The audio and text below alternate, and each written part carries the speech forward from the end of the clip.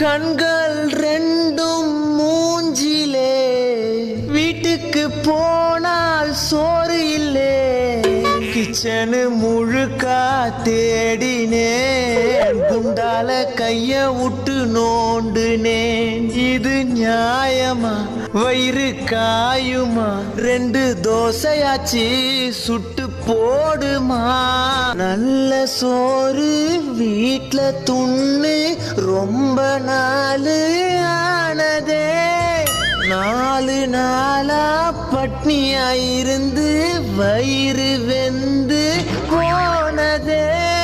கறி குழம்பும் போனது, மீன் குழம்பும் போனது, சாம்பார துண்ணு புட்டு வாடினேன். பிரியாணி போனது, குஸ்காவும் போனது, தண்ணிய குச்சி புட்டு தூங்கினேன். ரசமே ரசமே